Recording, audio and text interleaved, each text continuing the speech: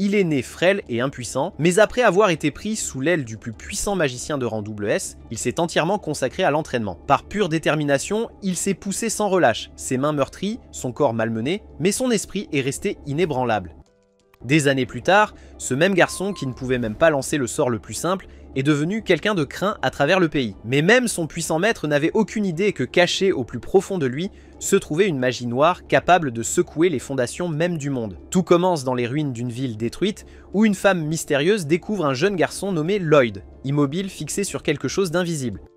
Bien qu'il reste incertain ce qu'il fixe exactement, la femme sait instinctivement une chose avec certitude. Si cet enfant rejoint sa cause, elle peut enfin vaincre le Seigneur Démon et remporter la victoire. Mettant de côté ses doutes, elle embrasse doucement Lloyd, qui reste complètement perdu dans ses pensées. Peu après, la femme ramène Lloyd chez elle et démontre immédiatement sa magie en conjurant du feu directement de ses mains. Les yeux de Lloyd s'écarquillèrent d'incrédulité car c'est quelque chose de complètement inimaginable pour lui. Malgré cela, la femme lui ordonne de reproduire son exploit, menaçant que s'il n'y parvient pas, il devra sauter le dîner. Sans aucune orientation, connaissance ou expérience, Lloyd se force à essayer et à la tombée de la nuit, il parvient miraculeusement à invoquer une petite flamme. Bien que légèrement impressionnée, la femme insiste sur le fait que ce n'est pas du tout suffisant, et pour prouver son point, elle l'engloutit dans les flammes, insistant sur le fait qu'il a encore un long chemin à parcourir. Le lendemain matin, elle décide d'enseigner à Lloyd la magie de l'eau, en lui montrant comment frapper le sol d'une manière spécifique. Lloyd y parvient dès son premier essai, mais ne réussit qu'à tremper la terre sous lui, échouant à nouveau à répondre à ses attentes. Déçue, elle le punit en le trempant complètement dans une flaque d'eau. Plus tard, elle lui présente la magie du vent, et au fur et à mesure que leur entraînement rigoureux continue, Lloyd maîtrise la magie de la glace en seulement quelques mois. Désireux d'impressionner sa maîtresse stricte, il crée fièrement une sculpture de glace parfaite à son effigie, certain d'avoir enfin fait assez pour obtenir son approbation. Mais encore une fois, elle reste indifférente, pensant que Lloyd ne comprend toujours pas la grande différence de leur puissance, elle décide de lui faire une démonstration. En utilisant sa propre magie, elle anime la statue qu'il a créée, la faisant saisir Lloyd fermement, puis l'agrandit de manière spectaculaire avant de la briser en morceaux juste devant lui. Témoin de la puissance immense de son maître, la détermination de Lloyd ne fait que s'intensifier, le motivant à continuer à s'entraîner sans relâche. Puis un soir, elle abuse de l'alcool et se réveille malade comme un chien. Lloyd la surprend en la guérissant instantanément, révélant qu'il a également appris la magie de guérison grâce à ses instructions. Reconnaissante, elle le serre chaleureusement dans ses bras pour l'avoir aidé, mais reprend rapidement son air sévère, lui rappelant qu'il n'est toujours pas à son niveau. Et sans perdre une seconde, elle lui ordonne de retourner immédiatement à son entraînement magique. Après plusieurs mois d'entraînement intense, le maître de Lloyd est vu tenant anxieusement un grimoire mystérieux. Quelque chose la trouble visiblement, et lorsque Lloyd entre soudainement dans la pièce, elle est si surprise que le livre lui échappe des mains. Lloyd le ramasse rapidement pour elle, mais dès qu'il touche le grimoire, quelque chose se déclenche profondément en lui, le faisant s'effondrer inconscient. En voyant cela, sa maîtresse réalise immédiatement que Lloyd pourrait en fait devenir un élu lui-même. D'après la façon dont elle parle, on dirait presque qu'elle pourrait en être une aussi, bien que je ne puisse pas en être complètement sûr. Quoi qu'il en soit, elle est profondément préoccupée par le fait que Lloyd pourrait répéter ses propres erreurs. Voulant le protéger de devenir trop confiant et imprudent comme elle l'a fait, elle l'embrasse doucement sur le front pendant qu'il dort, lançant un sort subtil, probablement destiné à limiter son pouvoir. Le lendemain matin, elle présente à Lloyd un nouveau concept appelé le mage blanc. Selon son maître, Lloyd est naturellement prédisposé à devenir un mage blanc, le genre de magicien qui utilise généralement la magie pour aider et bénéficier aux autres. Pour mettre cela en pratique, elle lui assigne la tâche simple d'utiliser ses capacités de guérison sur un pommier en faisant grossir une pomme. Lloyd réussit, mais son maître lui montre rapidement comment elle peut couvrir sans effort tout l'arbre de pommes, lui rappelant le chemin qu'il lui reste à parcourir. Plus tard dans la nuit, lors de ses leçons de magie régulières, Lloyd devient intrigué lorsqu'il tombe sur une expression appelée « magie ancienne ». Mais son maître rejette rapidement sa curiosité, insistant sur le fait qu'il ne devrait pas se préoccuper de la magie disparue depuis des siècles. Elle commence plutôt à lui enseigner des sorts plus avancés, y compris la magie de l'espace, qui lui permet de convoquer ou de déconvoquer des objets à volonté. Finalement, croyant que Lloyd est prêt à affronter des défis encore plus difficiles, son maître lui bande les yeux et l'emmène dans une forêt inconnue remplie de monstres. Elle ne lui remet rien de plus qu'un petit couteau de cuisine, lui ordonne de survivre en utilisant uniquement sa magie et lui donne une semaine pour rentrer chez lui. Après lui avoir souhaité bonne chance, elle disparaît immédiatement dans les airs, laissant Lloyd complètement terrifié et seul. Seulement quelques instants plus tard, un monstre ressemblant à un loup émerge de l'obscurité, poursuivant Lloyd frénétiquement à travers les bois. Il parvient à peine à l'éviter en grimpant à un arbre haut, paniqué, alors qu'il essaie de comprendre quoi faire ensuite. Après s'être légèrement calmé, il utilise sa compétence de détection spatiale et localise la maison de son maître loin au nord. Sans autre option, il descend prudemment et se met en route à pied vers chez lui. Quand la nuit tombe, Lloyd utilise astucieusement sa magie de guérison pour faire mûrir des fruits sauvages pour le dîner. Trouvant une petite grotte pour s'abriter, il commence à dessiner soigneusement un cercle magique qui devrait aider à augmenter ses capacités physiques. Mettant sa créativité à profit, il ajuste tous ses sorts connus pour renforcer activement sa force physique et d'autres statistiques de base chaque fois qu'il les active. Le lendemain matin, alors que Lloyd avance prudemment à travers la forêt, il tombe accidentellement dans le territoire d'une reine araignée. Dès que l'énorme araignée se jette sur lui, Lloyd se retourne et court aussi vite qu'il peut. Il active rapidement l'un de ses sorts nouvellement modifiés, augmentant sa vitesse de 10 fois. Dans un élan désespéré, il parvient à sprinter jusqu'à la maison de son maître, s'effondrant d'épuisement sur le seuil. Elle ouvre la porte avec désinvolture, le saluant chaleureusement avec un doux sourire et lui souhaitant la bienvenue. Au fil du temps, Lloyd grandit et devient plus confiant, gagnant plus de liberté autour de la maison de son maître. Un jour, en rangeant son bureau, Lloyd trouve un livre sur les villes, captivant instantanément son intérêt puisqu'il n'a jamais vécu parmi d'autres personnes. Pendant ce temps, son maître commence à mener diverses expériences, faisant de Lloyd son apprenti personnel et ne lui laissant presque aucun moment de repos pendant plusieurs semaines. Un matin en particulier, elle se réveille et se dirige tranquillement vers le toit pour commencer à entraîner Lloyd avec l'intention de l'épuiser jusqu'à ce qu'il ne puisse presque plus bouger. Mais quand elle arrive, Lloyd est introuvable. Elle remarque un livre ouvert, le même que Lloyd lisait en dernier, et le ramasse avec curiosité.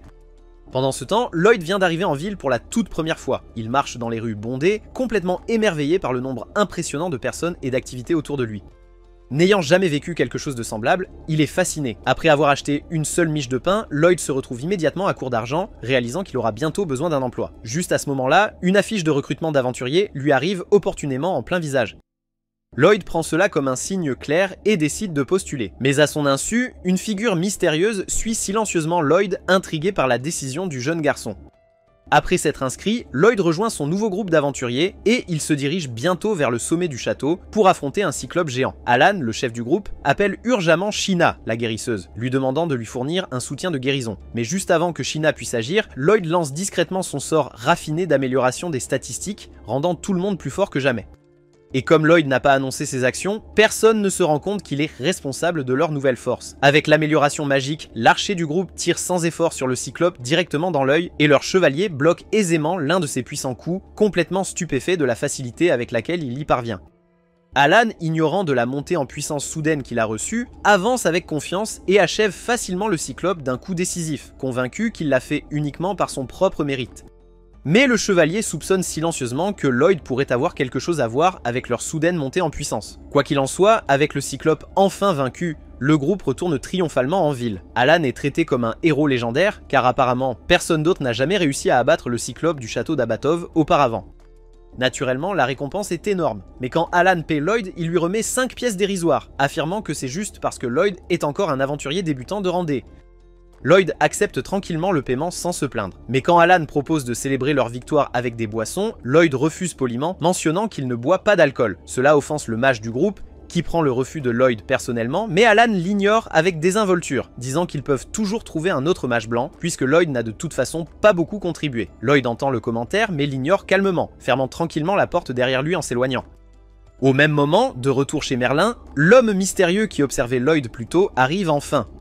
Merlin demande immédiatement s'il a des nouvelles de Lloyd. L'homme, qui s'appelle Willy, l'informe que Lloyd est bien arrivé en ville et a rejoint le groupe des héros aventuriers. Merlin pousse un soupir de soulagement en apprenant que Lloyd est en sécurité. Elle sentait qu'il était enfin temps pour lui d'explorer et de vivre des expériences à l'extérieur, et elle croit qu'il réussira tant qu'il évite de devenir trop confiant comme elle l'était dans sa jeunesse.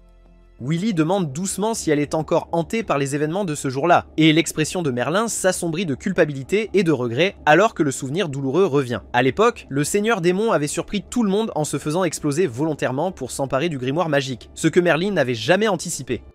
L'explosion qui en a résulté a complètement anéanti un village entier, tuant instantanément tout le monde dans la zone, y compris Merlin elle-même. Heureusement, son compagnon de groupe, Sibyl, s'est sacrifié en utilisant un sort de magie ancienne interdite pour ressusciter tous ceux qui étaient morts. Depuis, Merlin porte une immense culpabilité d'avoir causé la mort de Sibyl et mis ses amis en danger. De retour en ville, Lloyd reste avec le groupe d'Alan, fournissant constamment des améliorations subtiles mais puissantes chaque fois que les autres luttent en combat. Grâce à l'aide secrète de Lloyd, le groupe maintient une série de victoires impressionnantes, performant à des niveaux optimaux, bien qu'aucun d'eux ne reconnaisse que Lloyd est la véritable raison de leur succès. Plus tard dans la soirée, Rita est assise dans sa chambre en train de lire. Elle explique qu'elle essaie de comprendre pourquoi les attaques des monstres sont soudainement devenues plus faciles à supporter. Alan admet qu'il a également remarqué une augmentation significative de sa propre force récemment, mais il l'attribue fièrement à ses propres capacités. Mais Rita fait remarquer qu'Alan ne s'est pas entraîné sérieusement depuis un moment, donc il n'y a aucune raison logique pour qu'il soit soudainement plus fort. En même temps, dans la forêt, une patrouille de garde de la ville termine ses rondes habituelles quand soudain l'un d'eux pousse un cri de douleur. L'autre garde se retourne pour voir un golem imposant se dresser au-dessus de son partenaire. Dans ce moment terrifiant, il réalise qu'il est sur le point de perdre sa vie de merde à cause d'un fichu travail de patrouille mal payé. Le lendemain, le capitaine de la garde rencontre Alan de toute urgence, le suppliant de l'aider. Il explique que les patrouilleurs de la nuit dernière ont été brutalement massacrés par un golem. Alors Alan accepte avec confiance d'aider, supposant que ce sera un travail simple de vaincre un simple golem. Plus tard dans la journée, l'équipe d'Alan se rend sur les lieux du crime. Grâce à la magie de pistage de Lloyd, ils parviennent rapidement à localiser la cachette du golem, une grotte cachée derrière une cascade. Avec Lloyd renforçant secrètement les capacités de chacun, vaincre le golem s'avère être une tâche simple. Cependant, aucun d'eux ne remarque un démon caché à proximité, créant silencieusement un autre golem à partir des rochers du plafond de la grotte. Lloyd est le premier à repérer le démon et remarque qu'il contrôle le golem à l'aide d'un bâton incrusté d'une pierre magique. Sachant à quel point les pierres magiques peuvent être dangereuses, Lloyd décide d'agir rapidement pour éviter un désastre. Il lance un sort de précision sur Lulu, lui ordonnant urgemment de tirer une flèche sur le démon. Lulu hésite légèrement, confuse, car le démon est partiellement caché derrière un mur, mais elle fait confiance à l'appel de Lloyd et tire quand même, et d'une manière ou d'une autre, son tir atteint parfaitement sa cible. Lloyd ordonne alors immédiatement à leur mage, Mia, de téléporter le bâton du démon dans ses mains, et dès qu'elle le fait, il lance rapidement un sort de scellement pour désactiver ses pouvoirs dangereux. Alan devient furieux, agacé que Lloyd donne soudainement des ordres alors qu'il est censé être le chef. Déterminé à faire ses preuves, Alan se précipite imprudemment pour porter le coup de grâce au golem. Voyant le danger évident, Lloyd lance rapidement un sort d'accélération sur lui-même, se précipite en avant et pousse Alan hors de danger juste avant que le golem ne puisse l'écraser. Au lieu de gratitude, Alan s'en prend furieusement à Lloyd, l'accusant d'interférer inutilement. Après qu'Alan ait finalement vaincu le golem, ils retournent en ville et Alan expulse brutalement Lloyd du groupe, affirmant qu'il en a assez de son attitude. Il accuse injustement Lloyd d'être paresseux et de ne rien apporter de significatif à leur victoire. Malheureusement, des années de Merlin répétant qu'il était inadéquat laissent Lloyd convaincu qu'il est le problème. Acceptant la décision d'Alan sans discuter, Lloyd quitte silencieusement l'équipe. Au cours des jours suivants, il cherche désespérément un nouveau groupe, mais a du mal car la plupart des groupes sont complets et les mages blancs ne sont pas considérés comme précieux. Juste au moment où Lloyd commence à perdre espoir, une fille nommée Yue a urgemment besoin d'un mage blanc. Alors qu'elle demande de l'aide à la réceptionniste de la guilde, l'employé suggère immédiatement Lloyd. Yue se tourne alors vers Lloyd, lui demande avec urgence s'il est disponible, et lorsqu'il le confirme, elle lui attrape instantanément la main et l'entraîne avec enthousiasme, sortant précipitamment du hall de la guilde ensemble. Peu de temps auparavant, Lloyd errait dans la ville, se sentant encore abattu après avoir été expulsé du groupe d'Alan. Les mots durs d'Alan résonnaient dans sa tête, lui disant qu'il est un mage blanc sans valeur qui se cache derrière ses coéquipiers, avec la guérison comme seul talent, et même Sheena pourrait le faire mieux. Quand Lloyd demande doucement si c'est vraiment ainsi qu'Alan le voit, Alan le rejette froidement, lui disant de simplement dégager. Alors que Lloyd s'éloigne, il entend les filles, sauf Rina, l'encourager bruyamment, visiblement soulagé que le poids mort soit enfin parti. Plus tard, Lloyd se retrouve au centre de la ville près d'une grande fontaine avec une statue au sommet.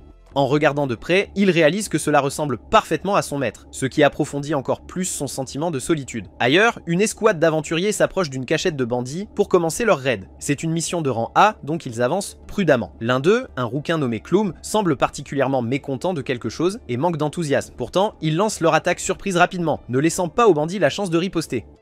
La mage de leur équipe, nommée Silica, commence à chanter son sort à haute voix, et l'un des bandits instruit intelligemment les autres d'attendre qu'elle ait fini de chanter avant d'attaquer. Les bandits se précipitent juste au moment où Silica s'épuise, croyant avoir trouvé une ouverture. Cependant, l'archer aux yeux perçants de l'équipe les élimine tous d'une seule flèche précise. Leur équipe s'est révélée parfaitement équilibrée. Même leur épéiste et chef, Yue, se défend facilement. Lorsque Yue perd brièvement l'équilibre, le tank de l'équipe, Dagas, saute rapidement pour la protéger. En même temps, Clum renforce les capacités physiques de Dagas avec sa magie, l'aidant à submerger les bandits sans effort. Le chef des bandits, réalisant qu'ils sont désespérément surpassés, essaie de s'éclipser discrètement, seulement pour être acculé par Yue, qui lui ordonne de se rendre calmement. Confus et désespéré, le chef exige de savoir qui elle est et pourquoi ils ont attaqué au hasard. Mais alors qu'il crie, il remarque soudain l'insigne doré brillant autour de son cou, la marquant comme une aventurière de Ramsès. En fait, tout le groupe porte le même rang, lui faisant réaliser qu'il s'est définitivement attaqué à la mauvaise équipe. Le chef des bandits a un dernier atout dans sa manche. Confiant que même ses aventuriers de rang S n'auront aucune chance contre ce qui va apparaître, il serre fermement son bâton, lançant un sort d'invocation qui fait surgir un golem géant du sol. Face à quelque chose comme ça, la magie devient inutile, laissant instantanément Clum et Silica incapables d'aider. Cross, leur archer habile, réalise rapidement que même ses flèches ne rayeront pas le monstre, ne laissant que Yue et Dagas capables de lui faire face. Yue, en tant que leur chef intrépide, prend les choses en main sans hésitation, s'élançant en avant et frappant le golem de toutes ses forces avec son épée, mais le monstre s'en débarrasse sans effort, à peine égratigné. Clum, la mage blanche, encore distraite par quelque chose, n'entend même pas quand Yue appelle désespérément à l'aide. Finalement, frustrée et inquiète, Yue crie le nom de Clum assez fort pour la ramener à la réalité. Clum, déconcerté mais réalisant la situation, lance rapidement un sort d'amélioration de force, augmentant considérablement la puissance de Yue. Avec une énergie renouvelée et au moins 5 fois sa force normale, Yue tranche le golem massif, mettant fin au combat instantanément. Après avoir terminé le travail et capturé tous les bandits, y compris leur chef vaincu, Yue s'approche doucement de Clum, préoccupé par sa distraction précédente. Clum s'excuse doucement, visiblement bouleversée, disant qu'elle ne se sent plus digne de se considérer comme une aventurière.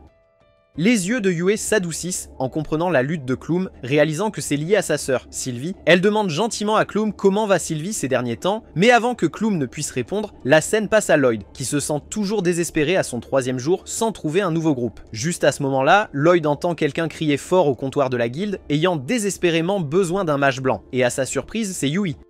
Sans hésiter, Lloyd rassemble son courage et se porte volontaire rapidement. Yui ne prend même pas le temps de demander ses qualifications, elle lui attrape immédiatement la main et le traîne pratiquement jusqu'à la base de leur équipe. Là, elle présente fièrement Lloyd au groupe confus, l'accueillant avec enthousiasme sans même confirmer officiellement s'il veut rejoindre. Ses coéquipiers ne sont pas surpris, cette impulsivité est typique de Yui. Crows soupire d'un air désolé et explique à Lloyd que la raison de leur précipitation désespérée est une quête critique qu'ils ne peuvent pas aborder sans Clum. Cependant, toute l'équipe doute silencieusement que Lloyd puisse vraiment remplacer Clum. Et Lloyd lui-même ressent une pression intense, surtout maintenant qu'il a appris qu'il se tient parmi un groupe d'aventuriers d'élite de rang S. Même si Lloyd avait déjà renoncé à lui-même, Yui n'était pas prête à le laisser partir, le suppliant pratiquement de montrer un peu de sa magie. Lloyd pensait qu'il allait juste se ridiculiser à nouveau, mais il a accepté à contre-cœur. Sans en faire tout un plat, il a invoqué son bâton avec désinvolture en utilisant la magie de stockage. Mais ce simple geste a suffi à faire comprendre à toute l'équipe que ce type pourrait en fait avoir un talent sérieux. Puis, sans effort et sans même prononcer un seul mot, Lloyd a superposé une série de sorts d'amélioration sur tout le monde. Au début, personne ne se sentait vraiment différent, mais quand Yui a donné un coup de son épée, elle a tranché un arbre comme s'il était en papier, les laissant tous sans voix. Voyant leur visage stupéfait, Lloyd expliqua rapidement qu'il avait empilé plusieurs améliorations physiques pour augmenter considérablement leur force, car il pensait qu'un seul sort ne suffirait pas à impressionner des aventuriers de haut niveau comme eux. Il était maintenant clair que la magie de Clum n'approchait même pas le niveau de compétence de Lloyd, mais Lloyd lui-même n'avait toujours aucune idée de la puissance ridiculement élevée qu'il possédait réellement. Lloyd continue nerveusement, expliquant qu'il a délibérément utilisé 5 sorts d'amélioration distincts en même temps, supposant que s'il n'utilisait qu'un simple sort, ses aventuriers d'élite de haut niveau le trouveraient décevant et médiocre. Après tout, il sait très bien qu'ils sont l'équipe la mieux classée, et il voulait désespérément les impressionner. Mais en voyant leur visage stupéfait maintenant, il interprète immédiatement leur choc comme de la déception, croyant qu'il a encore échoué. L'une des choses les plus cruelles à propos du fait d'être constamment méprisé est que cela détruit complètement votre estime de soi. Et à ce stade, la confiance de Lloyd est absolument au plus bas, et après avoir vu leur réaction, il a immédiatement supposé qu'il les avait déçus. S'excusant d'avoir perdu leur temps, il se retourna pour partir, croyant sincèrement qu'il n'était pas à la hauteur. L'équipe était encore trop choquée pour parler jusqu'à ce que Yui se ressaisisse et crie désespérément pour qu'il s'arrête et revienne. Lloyd s'arrêta et se retourna lentement, surpris qu'ils veuillent encore parler. À contre-cœur, il leur raconta son passé, comment il avait été expulsé du groupe des héros pour être inutile. Yui était stupéfaite d'apprendre qu'il avait fait partie de l'équipe du héros, mais Lloyd minimisa encore, insistant sur le fait qu'il n'était pas si génial et recommandant qu'ils restent avec leur mage d'origine à la place. Il raconte à Lloyd toute la situation de Clum, qu'elle est en fait une mage solide et qu'elle s'occupe de sa sœur, Sylvie, qui est tombée gravement malade. Clum parvenait à équilibrer l'aventure et le soin de Sylvie assez bien, mais dernièrement, elle est épuisée et cela affecte sérieusement sa performance. La dernière fois qu'ils ont combattu, Clum s'est déconcentré et a failli tuer tout le monde. Même si l'équipe lui a assuré que tout allait bien, Clum a quand même choisi de démissionner pour éviter de les mettre en danger. Habituellement, l'équipe gère les quêtes sans problème sans mage blanc, mais pour les missions de rang A, ils en ont absolument besoin. Yui ajoute qu'en plus d'être précieuse lors des missions, Klum est aussi une amie très proche, donc il s'inquiète vraiment pour elle, et tout le groupe est d'accord, ayant l'air visiblement préoccupé. Lloyd remarque cela et demande s'il considère Klum comme plus qu'une simple coéquipière. Lorsqu'ils disent oui, Lloyd ne peut s'empêcher de penser à quel point Klum a de la chance d'avoir des coéquipiers qui se soucient vraiment d'elle, contrairement aux idiots avec lesquels il travaillait auparavant. Curieux, Lloyd demande des précisions sur la maladie de Sylvie et ils expliquent qu'elle se transforme progressivement en pierre magique. Lloyd se souvient avoir étudié la maladie des pierres magiques avec son maître qui avait confirmé que l'état pouvait en fait être inversé. Réalisant qu'il pourrait vraiment aider, Lloyd demande à Yui s'ils peuvent rendre visite à Klum immédiatement. Bientôt, ils sont à la porte de Klum. Elle les accueille, surprise par la visite soudaine, mais invite tout le monde à entrer. Il s'assoit et Lloyd demande immédiatement des nouvelles de l'état de Sylvie. Klum explique comment elle et Sylvie partaient ensemble à l'aventure, mais lors d'une mission en particulier, Sylvie a été blessée. Klum n'était pas là à ce moment-là et n'a trouvé sa sœur qu'après qu'elle ait déjà été blessée. Lloyd demande plus de détails, mais Klum décide qu'il est plus simple de leur montrer et les conduit dans la chambre de Sylvie. Dès que la porte s'ouvre, Lloyd ressent une énergie magique écrasante. Klum tire alors doucement les couvertures, révélant les membres de Sylvie déjà solidifiés en pierre. Elle leur dit qu'éventuellement, tout le corps de Sylvie deviendra pierre. Lloyd prend rapidement la parole, affirmant avec confiance qu'il peut guérir Sylvie. Klum semble sceptique, lui rappelant qu'elle a déjà consulté plusieurs mages de haut niveau et qu'aucun d'eux n'a pu faire quoi que ce soit, donc elle doute sérieusement qu'un simple mage blanc comme lui puisse aider. Imperturbable, Lloyd demande calmement si la blessure de Sylvie s'est produite à l'intérieur d'une grotte, et Klum le regarde avec stupéfaction, confirmant cela. Lloyd inspecte ensuite la zone où la blessure a commencé et confirme immédiatement son soupçon. Le corps de Sylvie se transforme en pierre parce qu'il est envahi par une puissante énergie magique provenant de cette grotte. Klum est toujours sceptique, mais Lloyd lui dit que son maître lui a assuré que la méthode fonctionnerait. Yui encourage doucement Klum à faire confiance à Lloyd, alors elle accepte finalement de le laisser essayer. Lloyd prend une profonde inspiration, sort son bâton et lance un sort puissant, se sentant visiblement épuisé par l'effort. Il explique qu'il a lancé un sort spécialement conçu pour supprimer l'excès d'énergie magique qui submerge le corps de Sylvie. En contrôlant le débordement, il peut ensuite la guérir directement. Juste après, il active un deuxième sort de guérison, et Klum le regarde avec étonnement, soulignant que la magie qu'il utilise n'est certainement pas ordinaire. Lloyd admet à contre-cœur que c'est un type spécial de magie de guérison qui draine plus de sa force, mais insiste toujours que ce n'est rien de particulièrement spécial et continue. Yui se tourne vers Klum, lui demandant son avis sur le pouvoir de Lloyd. Klum ne peut nier que la magie que Lloyd exécute dépasse de loin l'ordinaire. Elle est étonnée qu'il puisse lancer deux sorts complexes simultanément, tout en parvenant à maintenir sa concentration et sa force. Juste à ce moment-là, Yui fait remarquer avec excitation que le corps de Sylvie revient lentement à la normale. Submergé de joie, Klum se précipite, tenant fermement la main de Sylvie alors que la pierre disparaît progressivement. Tout le monde regarde avec admiration, soulagé et ravi par cette incroyable guérison. Klum est profondément reconnaissante, mais elle avoue qu'elle ne peut pas rejoindre l'équipe, expliquant qu'une fois que Sylvie sera complètement rétablie, elle prévoit de reprendre l'aventure ensemble en tant que sœur, et elle promet qu'elles célébreront correctement plus tard pour remercier tout le monde. Klum assure chaleureusement à Lloyd que l'équipe est entre de bonnes mains avec lui, mais Lloyd dit rapidement qu'il n'a pas encore vraiment rejoint le groupe, laissant Klum stupéfaite par son doute persistant. Ce soir-là, le groupe se réunit pour dîner et Yui raconte avec enthousiasme la performance incroyable de Lloyd et comment il a miraculeusement sauvé Sylvie. Malgré les compliments sincères de Yui, Lloyd minimise toujours l'événement, convaincu que ce n'était pas grand-chose. Yui finit par lui dire d'arrêter de minimiser ses réussites, lui rappelant à quel point il a été incroyable à ce moment-là. Pourtant, Lloyd ne peut s'empêcher de ressentir de la déception et s'excuse discrètement de ne pas avoir convaincu Klum de revenir dans leur groupe. Mais l'équipe le rassure en disant que ce n'est pas une priorité pour le moment, car ce soir, ils veulent juste célébrer ensemble. Alors qu'ils commencent à parler avec enthousiasme de l'avenir, Lloyd réfléchit au traitement sévère qu'il a reçu de la part du groupe du héros, comparé à la gentillesse sincère qu'il ressent maintenant. Se sentant vraiment apprécié pour une fois, il rassemble enfin son courage et demande s'il peut officiellement rejoindre leur groupe. L'équipe est momentanément stupéfaite, car Lloyd semblait auparavant hésitant, mais ils se mettent rapidement à sourire, admettant qu'il voulait qu'il fasse partie de l'équipe depuis le début. Et avec un enthousiasme mutuel, Lloyd devient officiellement membre du groupe. Ensuite, ils organisent un festin de célébration pour Lloyd, l'encourageant à se régaler puisque l'addition de ce soir est pour eux. Lloyd se jette sur le repas comme s'il avait été affamé toute sa vie, amusant beaucoup ses nouveaux coéquipiers. Il lui demande en plaisantant s'il a vraiment aussi faim, et Lloyd explique que les plats servis dans cette ville ont un goût absolument phénoménal. Cela surprend tout le monde à nouveau, car la cuisine locale est notoirement médiocre, mais Lloyd insiste que comparé à ce qu'il a dû manger pendant toute son enfance, ces plats sont incroyablement savoureux. Intrigué, Yui veut maintenant en savoir plus sur l'enfance de Lloyd, alors Lloyd partage qu'il a grandi avec son mentor qui cuisinait principalement ce qui poussait dans son jardin. Elle cueillait parfois des champignons sauvages au hasard, et d'autres fois, elle rôtissait simplement la viande des créatures qu'elle chassait, la lui donnant sans ajouter d'épices. Lloyd dit que grâce à ses repas, il a appris à cuisiner lui-même, mais même ses meilleures recettes n'ont jamais eu le goût aussi incroyable que le dîner de ce soir. À ce stade, Yui perd complètement intérêt pour la nourriture et devient de plus en plus fascinée par celui qui a formé Lloyd en magie. Elle demande avec enthousiasme à Lloyd d'en révéler plus sur son mentor et le reste du groupe intervient, tout aussi intéressé. Silica se demande si son mentor est aussi un mage blanc et Lloyd dit qu'elle est en fait plus une mage axée sur le combat car il y avait souvent des explosions aléatoires lorsqu'elle s'entraînait seule. Silica trouve incroyable que quelqu'un qui n'était même pas un mage blanc ait réussi à entraîner Lloyd aussi parfaitement, et il est entièrement d'accord pour dire que les compétences de Merlin sont inégalées. Silica dit avec enthousiasme qu'elle s'entraînerait volontiers sous la tutelle de son mentor pendant un moment, mais Lloyd la coupe immédiatement, l'avertissant qu'elle regrettera absolument ses mots si elle découvre un jour la réalité.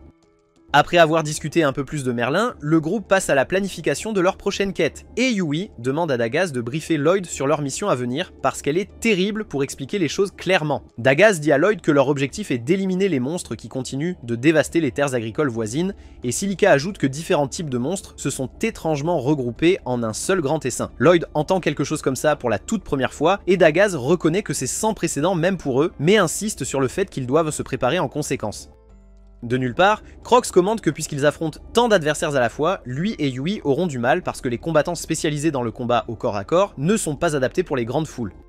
Yui acquiesce en disant qu'ils devront beaucoup compter sur Silica cette fois-ci, car elle peut lancer des sorts qui touchent plusieurs cibles, mais même Silica s'inquiète parce que les sorts couvrant de grandes zones ont tendance à drainer le mana rapidement. Yui se tourne ensuite vers Lloyd et lui demande s'il connaît la magie offensive, et il répond qu'il peut exécuter des sorts de niveau débutant, bien que leurs effets ne soient pas très uniques.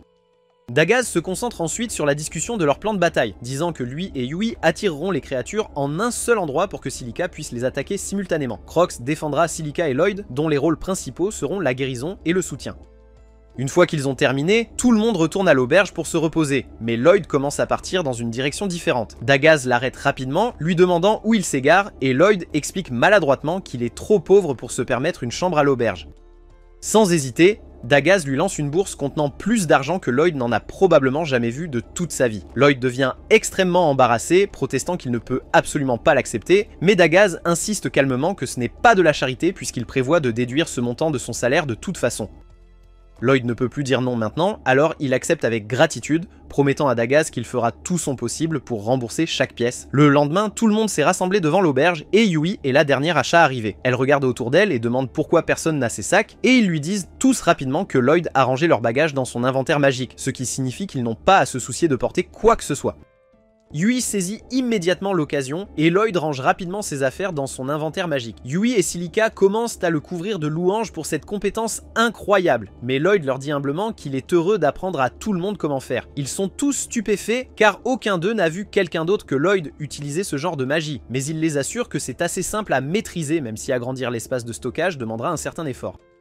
Après cela, ils se lancent dans leur quête et en cours de route, Lloyd apprend de première main à quel point il est important de garder une ambiance légère lors de ces longues aventures. Ils atteignent leur lieu de camping, prévu bien plus tôt que prévu, puisque personne n'a eu à traîner son équipement lourd. Une fois sur place, Lloyd récupère tout de son inventaire, permettant au groupe de monter rapidement leur tente. Maintenant que les tentes sont prêtes, Yui décide qu'elle veut sauter dans une rivière à proximité et s'amuser, mais Dagaz la réprimande immédiatement, lui rappelant qu'ils doivent d'abord ramasser du bois de chauffage et de la nourriture. Lloyd propose joyeusement de s'occuper du bois de chauffage et Yui le remercie avec enthousiasme de leur faciliter la vie. Elle entraîne ensuite Silica avec elle vers la rivière pour un bain rapide, tandis que Lloyd se dirige vers les bois voisins pour trouver des branches sèches. En ramassant les branches, Lloyd remarque des baies qu'il adorait manger quand il était enfant et décide d'en cueillir quelques-unes pour les autres, quand soudain il entend Yui crier de panique. Il se précipite immédiatement vers la source des cris, découvrant une bête massive semblable à un serpent attaquant Yui et Silica, qui sont totalement sans défense contre elle. Sans hésiter, Lloyd passe à l'action, frappant la créature pour la distraire. Profitant de l'ouverture, Yui et Silica se précipitent vers la rive et Lloyd attend juste assez longtemps pour qu'elle se couvre rapidement avec des serviettes avant de leur lancer leurs armes. Il lance rapidement 2 sorts d'amélioration sur elle, et Yui charge instantanément en avant, tranchant la bête en 2 morceaux d'un seul coup puissant. Étonnamment, la tête coupée du monstre a encore de la vigueur, ce qui pousse Silica à avertir Yue et Lloyd de reculer alors qu'elle lance une boule de feu vers elle, l'anéantissant d'un seul coup. Elle est surprise par sa propre force, car sa magie n'est généralement pas aussi destructrice, complètement inconsciente des améliorations de Lloyd. Ensuite, Yu remercie sincèrement Lloyd de les avoir sauvés, et lui demande nonchalamment de ranger à nouveau son épée, quand, de nulle part, sa serviette glisse, offrant à Lloyd une vue inattendue de ses secrets cachés. Ils paniquent tous les deux immédiatement, ce qui entraîne une gifle pour Lloyd, bien que ce ne soit absolument pas de sa faute. Quoi qu'il en soit, après leur retour au camp, Lloyd décide de montrer au groupe comment utiliser la compétence de stockage magique. Il demande à tout le monde d'imaginer ouvrir un espace entre leurs paumes, mais personne ne comprend de quoi il parle. Avec l'encouragement de Silica, ils essaient quand même, mais finissent par faire maladroitement l'entraînement de Rasengan de Naruno. Lloyd se sent embarrassé et commence à s'inquiéter d'être un mauvais instructeur parce qu'il n'y arrive pas quand soudain Silica murmure « stockage » et parvient instantanément à créer un espace magique. À ce moment-là, tout le monde comprend enfin que, contrairement à Lloyd, ils ne peuvent pas lancer de sort en silence. Mais tant qu'ils prononcent une incantation, ils pourraient finir par y arriver. Après un peu de pratique, Silica réussit à ranger son bâton tandis que les autres luttent désespérément. Cette nuit-là, pendant que les autres dorment, Lloyd et Yue prennent ensemble le premier tour de garde. Yue se déplace silencieusement et s'assoit à côté de Lloyd, lui disant combien elle est reconnaissante qu'il ait rejoint leur équipe. Lloyd répond modestement que puisqu'il n'avait pas de travail de toute façon, c'est lui qui devrait la remercier. Puis, se rappelant à quel point Yue semblait déterminée à accomplir cette mission spécifique pour leur client, il demande s'il y a une raison particulière pour laquelle elle est si passionnée par l'accomplissement de cette quête. Yue explique que lorsqu'elle était jeune, sa ville natale a été attaquée par des créatures et elle s'est retrouvée la seule survivante. Alors, quand elle a entendu parler de cette quête particulière, elle a immédiatement sauté sur l'occasion parce qu'elle voulait protéger les autres de ce qu'elle avait vécu. Soudain, Lloyd l'interrompt, lui disant doucement d'arrêter de parler parce qu'il sent des monstres à proximité. Yu passe instantanément en mode alerte, saisissant son arme tandis que Lloyd l'exhorte à réveiller rapidement les autres. Le groupe entier se prépare bientôt à affronter la nuée de monstres araignées, mais voyant combien ils sont nombreux, il réalise que battre en retraite serait plus judicieux pour le moment. Il commence prudemment à reculer, mais malheureusement, Yue marche accidentellement sur un bâton et le bruit de craquement alerte les créatures. Tout le monde s'enfuit immédiatement, mais les araignées rattrapent rapidement, coupant leur fuite. Les araignées commencent à lancer des toiles depuis leur arrière-train et le groupe parvient à bloquer la première vague d'attaque. Mais l'une des araignées réussit à enrouler le bâton de Silica et le lui arrache. Et bientôt, les araignées piègent toute l'équipe dans une cage de soie, provoquant la panique. Lloyd dit qu'ils doivent arrêter les araignées immédiatement avant qu'elles ne tentent de riposter. Il lance rapidement des améliorations sur chaque coéquipier et dit à Yue de commencer l'attaque. Elle passe à l'action, tranchant la cage de toile, permettant à Cross de récupérer le bâton de Silica. Au même moment, Yue charge un araignée, déviant son jet collant et tranchant rapidement ses pattes. Puis, elle surfe habilement sur un autre jet de toile d'araignée pour combler l'écart vers la deuxième araignée, coupant également ses pattes proprement. Lloyd fait alors signe à Silica et Cross de se lancer dans la bataille. Silica crée plusieurs orbes enflammés et Cross tire ses flèches à travers elles, enflammant les araignées avec des projectiles en feu. Une fois le combat terminé, Lloyd se rend compte qu'il vient de donner des ordres, malgré le fait qu'il soit la personne la plus récente de l'équipe. Il s'excuse rapidement d'avoir dépassé les limites, mais Dagas le rassure en lui disant qu'il a en fait un excellent travail et montre des compétences naturelles de leadership. Le reste de l'équipe est entièrement d'accord, encourageant Lloyd à continuer de jouer un rôle actif en les guidant pendant les combats. Le lendemain matin, tout le monde est devenu assez bon à utiliser la compétence de stockage magique, réussissant à transporter facilement leurs bagages. Et alors qu'ils poursuivent leur quête, Lloyd ne peut s'empêcher de se demander la véritable raison de la présence des araignées ici. Après quelques jours, alors que Lloyd est seul de garde de nuit, son esprit revient sans cesse aux monstres araignées. Il est convaincu qu'ils auraient probablement dû les examiner de plus près, mais avant qu'il ne puisse y réfléchir davantage, Yue et Silica arrivent derrière lui, lui demandant doucement s'il prévoit une autre garde en solo ce soir. Lloyd hoche la tête silencieusement, et les filles échangent un regard inquiet, car il fait ses veilles nocturnes depuis des jours. Elles suggèrent qu'il alterne les tours avec quelqu'un d'autre, mais Lloyd insiste qu'il va bien, disant qu'il préfère que tout le monde conserve son énergie, au cas où un combat éclaterait. Yue ouvre la bouche sur le point de le sermonner, mais Silica intervient rapidement, demandant doucement à Yue de respecter le choix de Lloyd. Pourtant, elle dit en même temps, depuis leur tente, Cross et Dagas observent la scène en silence, inquiets de la détermination obstinée de Lloyd à porter seul le fardeau. Le lendemain matin, ils poursuivent leur voyage, et pendant une brève pause, Lloyd active discrètement un sort de détection pour repérer les monstres à proximité. Il est soulagé lorsqu'il ne détecte rien, mais soudain Yue se précipite, demandant ce qu'il fait. Lloyd explique son sort de détection, une magie qui lui permet de repérer les monstres et autres dangers potentiels dans la région. Yue a l'air vraiment surprise, admettant que c'est la première fois qu'elle entend parler d'un tel sort. Lloyd le minimise modestement, mentionnant que sa portée n'est pas si impressionnante, mais qu'au moins cela leur donne un certain type d'alerte précoce. Yue devient encore plus inquiète maintenant, réalisant que Lloyd assume toujours l'entière responsabilité de protéger leur environnement, mais il la rassure à nouveau en disant qu'il va bien et n'a pas besoin d'aide. La nuit, Lloyd veille à nouveau seul. À proximité, Yue soupire, murmurant qu'elle a l'impression que Lloyd ne leur fait pas du tout confiance, même s'ils sont censés être amis maintenant. Silica lui rappelle doucement que chacun a son propre rythme pour s'ouvrir aux autres. Elle soupçonne que Lloyd pourrait avoir un traumatisme passé qui le rend difficile à se fier aux autres. Elle devine aussi que Lloyd ne voit pas à quel point il est incroyablement talentueux, ce qui le pousse à compenser en travaillant trop dur. Yue devient curieuse du passé de Lloyd, mais Silica la rassure doucement, disant qu'il s'ouvrira à eux quand il sera prêt. En même temps, Dagas s'approche discrètement de Lloyd, lui demandant s'il peut lui donner un coup de main avec quelque chose. Cross propose de prendre la place de Lloyd pour la surveillance pour l'instant, et Lloyd accepte. Suivant Dagas jusqu'à la lisière du camp, Lloyd observe Dagas installer habilement une alarme à fil piège qui les avertira si des monstres s'approchent de trop. Lloyd est vraiment impressionné par l'installation, et Dagas sourit chaleureusement, le rassurant que cette alarme s'occupera de la surveillance pour qu'il puisse enfin se reposer. Lloyd écarte rapidement la suggestion de Dagas, insistant sur le fait que ce n'est pas nécessaire et affirmant avec confiance qu'il peut faire un meilleur travail que l'alarme. Dagas devient soudain sérieux, confrontant directement Lloyd, lui demandant s'il fait vraiment confiance au groupe.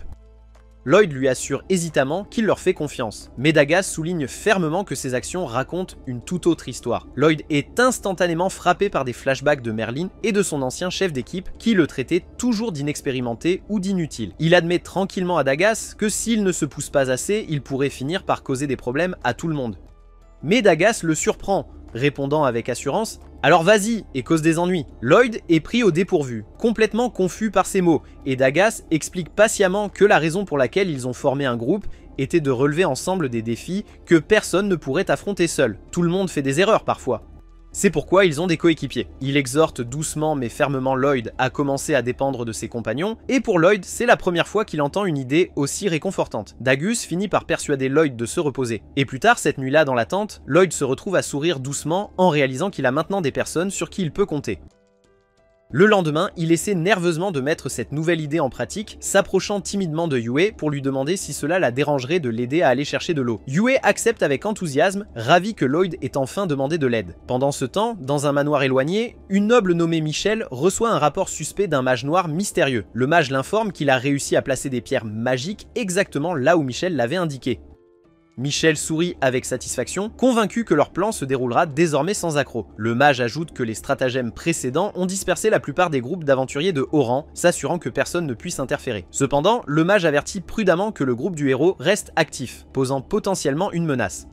Michelle remarque avec dédain que le groupe du héros n'agit que sur les ordres directs du roi de toute façon, et même s'ils interviennent, il croit avec confiance que le héros seul ne suffira pas à arrêter ce qui est sur le point de se dérouler. De retour dans la forêt, Lloyd et ses groupes commencent à se sentir mal à l'aise car la zone semble étrangement vide de monstres. Lloyd décide d'étendre la portée de son sort de recherche, détectant rapidement un grand groupe de monstres à environ 10 km devant.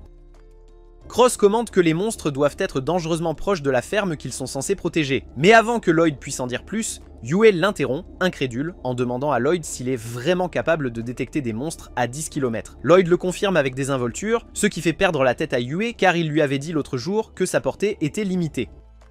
Lloyd se défend en affirmant que 10 km ce n'est vraiment pas si loin, ce qui pousse Yue à presque crier de frustration, mais les autres membres du groupe la calment rapidement, lui rappelant de rester concentré sur le vrai problème auquel ils font face en ce moment. Ils se dirigent rapidement vers la source des monstres pour découvrir que les créatures envahissent déjà les terres agricoles qu'ils étaient censés protéger. Tout le monde se fige un instant, stupéfait par la taille impressionnante de la meute de loups.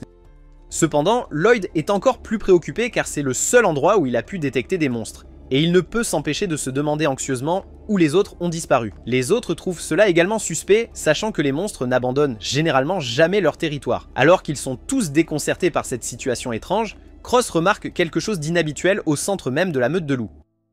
Le reste du groupe ne voit pas clairement car leur vue n'est pas aussi perçante que la sienne, ce qui pousse Lloyd à lancer rapidement un sort qui améliore sa vision, lui permettant de zoomer clairement. Avec sa nouvelle vue télescopique, il remarque immédiatement une pierre noire étrange parmi les loups. Lloyd partage rapidement cette vision améliorée avec le reste du groupe, et bientôt, tout le monde peut distinguer clairement l'objet étrange. Dagus commente immédiatement que l'objet ressemble à une pierre magique, tandis que Silica remarque avec anxiété l'aura noire et inquiétante qui l'entoure.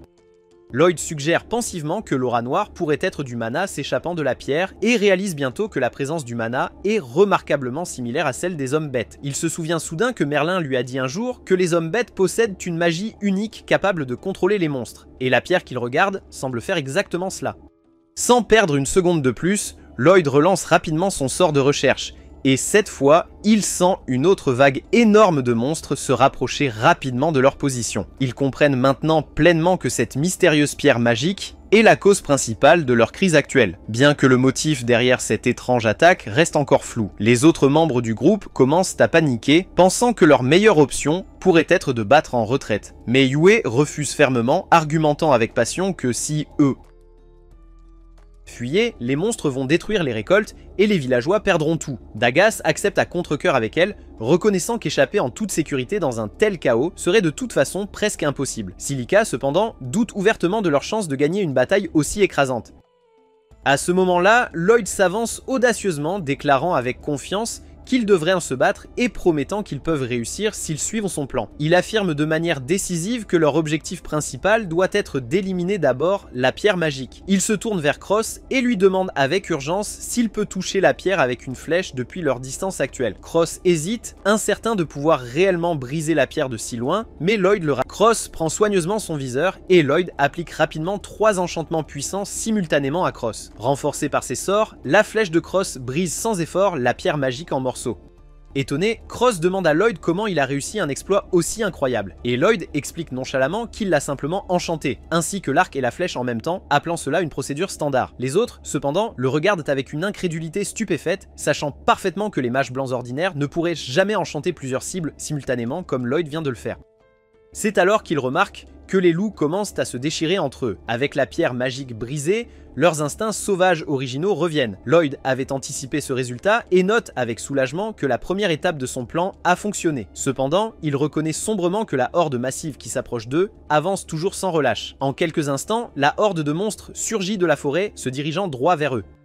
Silica s'avance courageusement devant le groupe pour affronter seul l'assaut imminent. Les créatures se rapprochent rapidement, devenant dangereusement proches, mais Lloyd attend patiemment, retenant son souffle jusqu'à la toute dernière seconde avant de signaler d'urgence à Silica de lancer son attaque. En un instant, elle invoque une tornade de feu flamboyante, incinérant chaque monstre pris sur son passage. Le groupe est momentanément stupéfait, car aucun d'eux n'a jamais vu Silica manier un tel pouvoir dévastateur auparavant. Lloyd ordonne urgemment à Silica de continuer à bombarder l'ennemi avec des sorts de vent et de feu alternés, puis tourne rapidement son attention vers Cross. Grâce à l'assaut enflammé de Silica, d'épais nuages de fumée obscurcissent maintenant le champ de bataille, aveuglant les monstres aériens, mais les dissimulant également à la vue. Lloyd établit rapidement un lien télépathique avec Cross, synchronisant leurs sens, et communique précisément la position de chaque ennemi volant grâce à sa capacité de recherche accrue. Avec Lloyd guidant son tir, Cross abat impeccablement chaque menace aérienne sans en manquer une seule. Lloyd se précipite immédiatement vers Silica, impatient de lancer la phase finale de sa stratégie, mais en l'atteignant, elle admet avec anxiété que son mana est entièrement épuisé. Imperturbable, Lloyd se transforme calmement en réservoir de mana vivant, transférant sans effort son énergie en elle. Il s'effondre soudainement, ayant donné trop de mana trop rapidement, mais parvient à esquisser un sourire fatigué, rassurant Silica de ne pas s'inquiéter pour lui et l'exhortant à lancer un dernier sort pour créer de la pluie. Suivant son conseil, Silica rassemble le mana qu'il lui a fourni et lance un sort de pluie. Une forte averse éteint rapidement l'incendie de forêt, empêchant efficacement sa propagation incontrôlée. Cependant, le sort épuise toute sa force et Silica s'effondre également, et Dagas se précipite pour la rattraper. Yu loue alors l'effort héroïque de Silica, promettant qu'elle et Dagas s'occuperont des retardataires restants. Alors que les deux se précipitent pour achever les monstres restants, Lloyd et Silica prennent une pause momentanée avec gratitude. Mais peu après, Lloyd s'effondre soudainement à nouveau, frustré par sa propre fatigue. Il murmure à voix basse qu'il doit se pousser encore plus fort parce qu'il est inacceptable de se sentir aussi épuisé après un effort si minime. Peu de temps après, Yu et les autres éliminent avec succès les menaces restantes. Pourtant, alors qu'ils se regroupent autour de Lloyd, il insiste avec urgence sur le fait qu'ils ne peuvent pas encore se reposer. Il ressent un terrible pressentiment et avertit le groupe qu'ils doivent se dépêcher immédiatement vers la ville voisine. Les instincts de Lloyd lui crient que la véritable cible a toujours été la ville d'Ishjar et que cette attaque n'était qu'une diversion. Tout le monde a l'air complètement perdu, et Lloyd sort nonchalamment une caisse pleine de potions de mana de sa dimension de stockage. Il en boit rapidement une tout en expliquant que toute cette mission n'était qu'un piège pour éloigner les aventuriers de Oran d'Ishtar, rendant la ville plus facile à envahir. Croft se moque de cette idée, soulignant qu'Ishtar a toujours le groupe du héros et tout l'ordre de la lumière, donc les défenses ne sont pas exactement faciles à apprendre. Mais Dagaz admet que la théorie de Lloyd tient la route. Alors Yue, décidant qu'il vaut mieux prévenir que guérir, annonce qu'ils retourneront immédiatement. Lloyd finit alors d'avaler sa potion, renforce tout le groupe de manière décontractée et dit à Yue qu'ils doivent partir immédiatement. Sans un mot de plus, il s'élance vers la ville, laissant tout le monde stupéfait par sa vitesse incroyablement rapide. Alors que Yue se précipite pour le rattraper, elle réalise qu'elle est soudainement plus rapide que la vitesse d'Ishbal. Le reste du groupe suit rapidement derrière, à peine surpris lorsque Lloyd mentionne calmement qu'il a augmenté leur vitesse spécifiquement pour les aider à revenir le plus vite possible. Pendant que l'équipe de Lloyd retourne en courant, le comte est confortablement assis à son bureau, sirotant tranquillement ce que je pense être simplement du vin rouge. Le général Gullus entre, demandant comment avancent les préparatifs, et le comte révèle avec suffisance que tout est presque prêt pour l'attaque. Il attribue leur succès entièrement à la fille que Gullus a kidnappée. Apparemment, elle s'est révélée incroyablement utile. Le comte remarque froidement qu'il a encore de nombreuses expériences tordues prévues pour elle et qu'il aura tout le temps du monde une fois qu'Ishtar tombera. Gullus ne peut s'empêcher de sentir que le comte prépare quelque chose de vraiment tordu, mais décide de ne pas trop s'interroger. Après tout, le comte était le bras droit de confiance du seigneur démon et ses compétences ne sont certainement pas à sous-estimer. En même temps, la fille est emprisonnée dans la prison du comte, et de temps en temps, il lui apporte des potions magiques pour drainer de force sa magie et produire ses cristaux magiques attirant les bêtes qu'il utilise. Cela s'est produit si souvent qu'à présent, elle a complètement perdu la volonté de résister. De retour avec l'équipage de Lloyd, ils viennent de traverser un immense champ herbeux et sont en bonne voie pour atteindre la ville en un temps record. Mais Silica s'inquiète visiblement de l'état de Lloyd, convaincu que cela doit être extrêmement épuisant de maintenir la magie d'amélioration de vitesse aussi longtemps. Lloyd s'en moque, ignorant sa préoccupation, expliquant qu'une fois maîtrisé, on peut réduire drastiquement la consommation de mana des sorts d'amélioration, ce qui signifie que cela ne l'affecte presque plus. Les autres demandent immédiatement à Lloyd ce qu'il entend par s'y habituer. Alors, il explique avec désinvolture que quand il était plus jeune, Merlin l'a carrément largué en plein milieu de la fichue forêt et l'a abandonné là jusqu'à ce qu'il puisse retrouver son chemin tout seul. Bien sûr, étant juste un mage blanc, Lloyd ne pouvait pas vraiment tuer de monstres, donc tout ce qu'il pouvait faire était de lancer constamment des sorts de soutien sur lui-même et de fuir désespérément pour survivre. Et au fil du temps, il avait expérimenté tous les types de magie possibles, finissant par rentrer chez lui vivant. Les autres fixent Lloyd avec une incrédulité stupéfaite, horrifié par ce qu'il a enduré. Mais il hausse les épaules innocemment, convaincu que ce genre d'entraînement sévère est tout à fait normal et rien de spécial. Yue et Silica échangent un regard gêné, réalisant que quelqu'un doit lui annoncer que les adultes responsables n'abandonnent généralement pas leurs enfants dans des forêts infestées de monstres comme exercice d'entraînement. Mais malgré leur explication douce, Lloyd interprète d'une manière ou d'une autre leurs mots comme signifiant que les enfants normaux subissent en fait un entraînement encore pire, ce qui ne fait que renforcer son idée absurde que ses propres compétences sont embarrassantes. Une fois qu'ils sont tous reposés, Lloyd réapplique sa magie d'amélioration de vitesse et il continue de se précipiter vers la ville. Soudain, Lloyd s'arrête complètement en pleine course, provoquant un carambolage spectaculaire de tous ceux qui le suivent.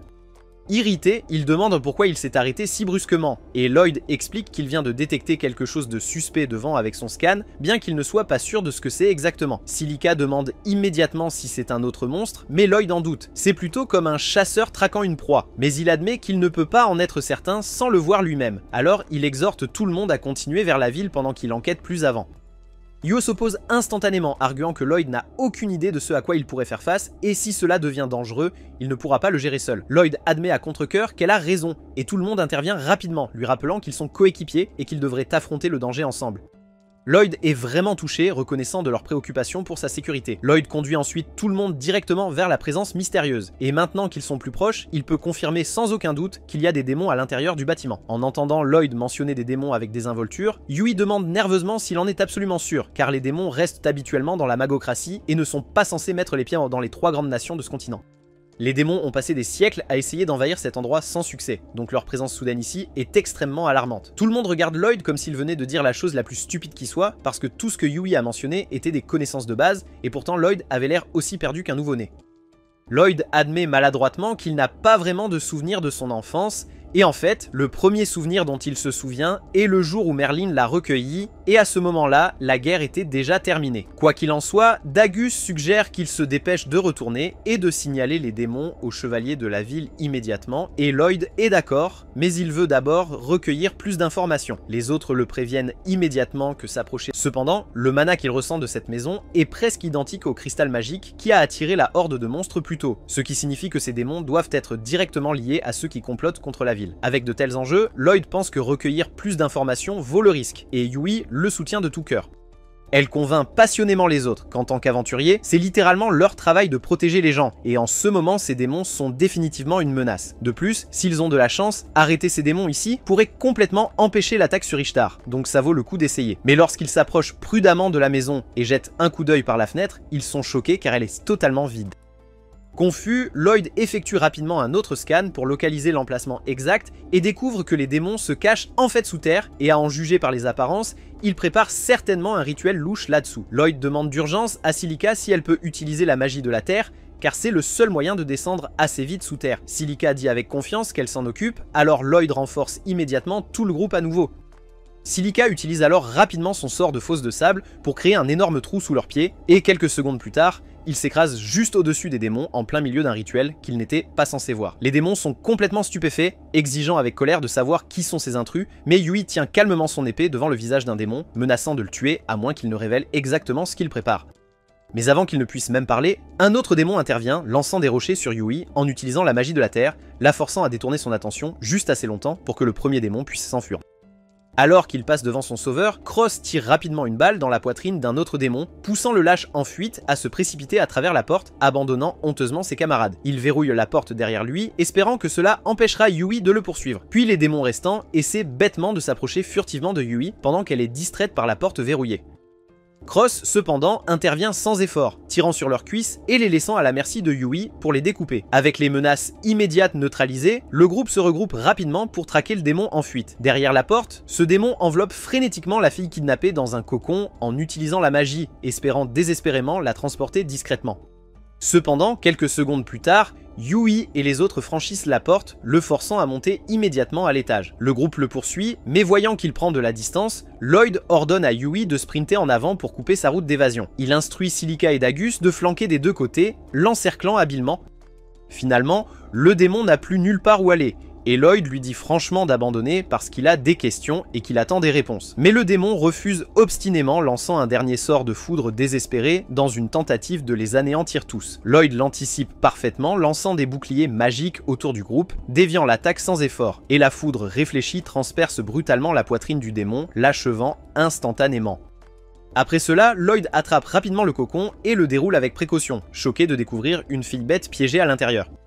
Pour l'instant, il la porte doucement dans la cabine, la déposant sur un lit pour la laisser se reposer. Avec tous les démons morts, ils n'ont plus aucun suspect à interroger, laissant cette fille comme leur seul espoir de réponse. Mais dans son état actuel, elle ne se réveillera certainement pas de sitôt. Dagas demande anxieusement à Lloyd s'il peut la guérir, et Lloyd répond calmement « Il fera de son mieux », levant doucement son bâton au-dessus de son corps pour commencer le sort de guérison.